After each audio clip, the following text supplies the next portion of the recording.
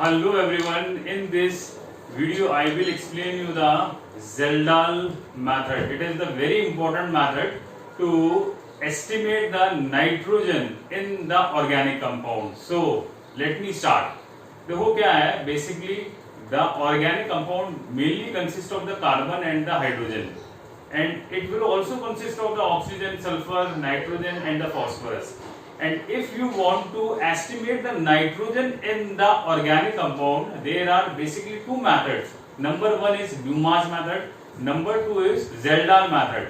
Zeldal method is very important method to estimate the nitrogen in the organic compound, because in every year questions asked from this topic.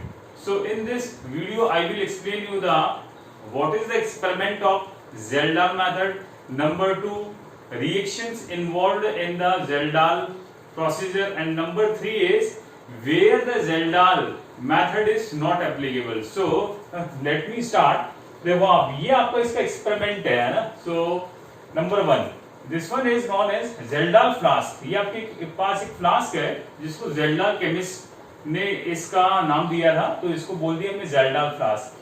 तो इसमें देखो initially हमने क्या लिया, हमने इस्तेमाल किया organic compound which consist of the nitrogen.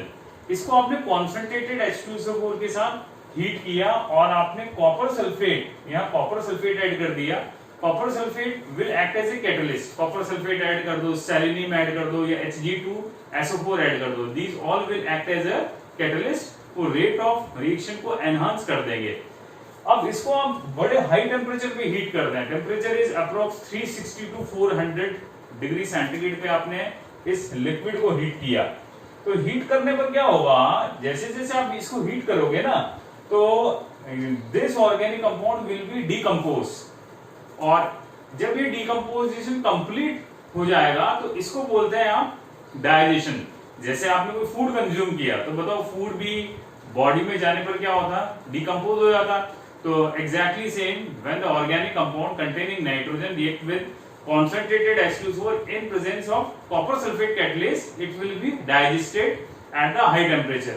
तो ये जब पूरी तरह से डाइजेस्ट हो जाएगा ना, तो हमें कैसे पता पड़ेगा कि ये प्रोसीजर कंप्लीट हो गया. यहाँ इसकी फ्यूम्स बनेगी आपकी, तो फ्यूम्स बनना स्टार्ट हो जाएगी. It means digestion process is complete. तो this one is the first step of the Zeldal method. ठीक है, नंबर वन है ना.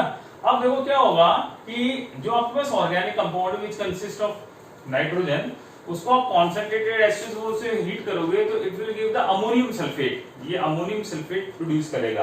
राइट. नेक्स्ट जो है ये डिस्टिलेशन स्टेप है. Second step is distillation and third step is titration. तो डिस्टिलेशन स्टेप में आपने क्या किया, जो इस Zeldal फ्लास्क में जो आपके पास कंटेंट है बच गया ना, ये जो आपका पास लिक्विड सॉल्यूशन है, इसको आपने एक्सेस ऑफ सोडियम हाइड्रोक्साइड में यहाँ हीट किया. इस बीकर में आपने हीट किया हाई टेम्परेचर पे. तो जैसे ही आप इसको हीट करोगे तो अमोनियम सल्फेट आपका यहाँ प्रोड्यूस हुआ था. वो अमोनियम सल्फेट सोडियम हाइड्रोक्साइड के साथ रिएक्ट करके बनाएगा sodium sulphate plus ammonia gas. Ammonia gas will be released.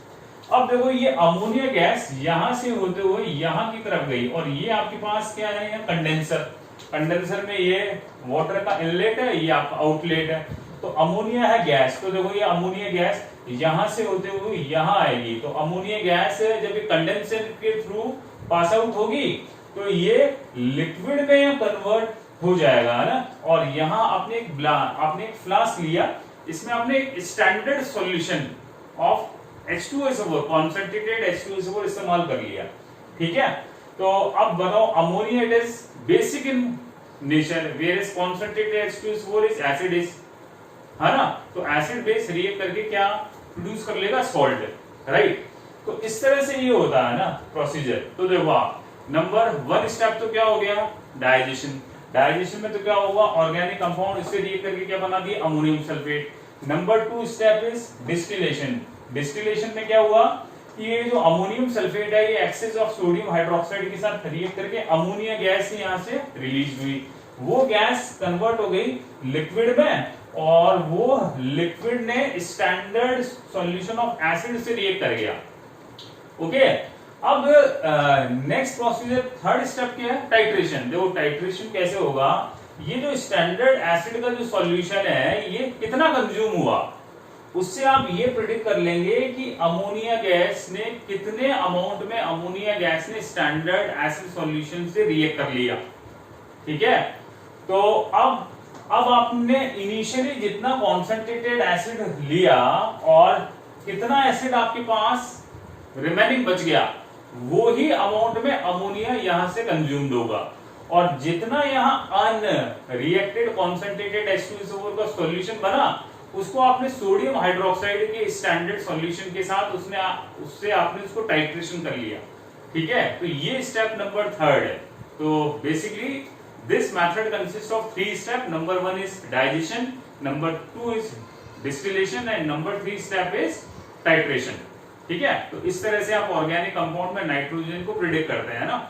अब अगला पॉइंट, एक इंपॉर्टेंट पॉइंट ये है कि कहां पे जेल्डाल मेथड एप्लीकेबल नहीं है। तो ये 3 जगह एप्लीकेबल नहीं है। Number 1 the compound containing nitro group NO2, number 2 the compound containing diazonium group या फिर एजो ग्रुप, जो कि बेसिकली बेंजीन डायazonium सॉल्ट में होता present, and number 3 is pyridine. Pyridine में नाइट्रोजन रिंग के अंदर होता प्रेजेंट। ठीक है, तो इन तीनों पे एप्लीकेबल नहीं होता। अब क्यों नहीं होता एप्लीकेबल, है ना? तो देखो इसका जो प्रोबेबल जो है रीजन वो क्या है, nitro group resonance stabilize, azo जो ग्रुप होता है उसमें भी रेजोनेंस है, वेयर पाइरिडीन है उस पाइरिडीन में भी नाइट्रोजन का lone pair it is delocalised in the ring, तो it is a part of the aromatic ring. तो ये तीनों ग्रुप स्टेबल है। तो अंडर दीज कंडीशंस ये कंपाउंड को जब आप कॉन्सेंट्रेटेड H2SO4 के साथ आप हीट करोगे ना, so they are not capable to produce ammonium sulphate, और अमोनियम सल्फेट बताओ प्रोड्यूस नहीं होगा तो एक बार बताओ वो NOH से रिएक्ट नहीं करेगा, वो नहीं रिएक्ट करेगा तो अमोनिया गैस रिलीज होनी ही नहीं। That is the logic behind this. So in this video मैंने आपको इसका एक्सपेरिमेंट एक्सप्लेन कर दिया, रिएक्शंस एक्सप्लेन कर दी आपको, और क्या प्रोसीजर होता है, 3 स्टेप में होता है, और कहां ये एप्लीकेबल नहीं होता ये मैंने आपको एक्सप्लेन कर दिया है ना। वीडियो के एंड में आपको मैं कमेंट बॉक्स में इसका एक क्वेश्चन आपको दूंगा, वो क्वेश्चन आपको रिप्लाई करना है कमेंट बॉक्स में, है ना। Thank you so much again.